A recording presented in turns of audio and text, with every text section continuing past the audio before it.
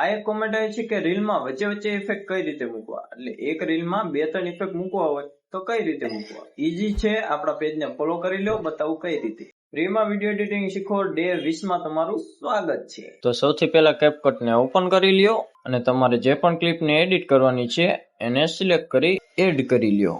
હવે સૌથી પહેલા તમારા મ્યુઝિક પ્રમાણે તમારા વિડીયોમાં 2-3 કટ લગાવી દો. જેમ કે અહીંયા એક બીટ પડે છે તો અહીંયા ક્લિપ ઉપર ક્લિક કરીશ એટલે નીચે એક સ્પ્લિટનો ઓપ્શન જોવા મળશે, એના ઉપર ક્લિક કરીશ એટલે આ પહેલી ક્લિપ થઈ જશે.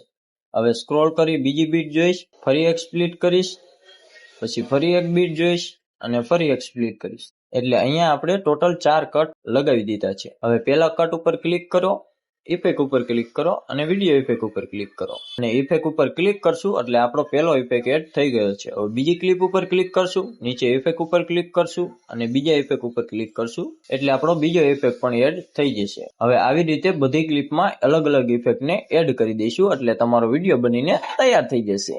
કેપકટ માટે મને ફોલો કરી કમેન્ટ કરો કેપકટ અને લિંક સીધી તમારા ડીએમ આવી જશે, પણ હા ફોલો કર્યો છે તો ડીએમ આવશે.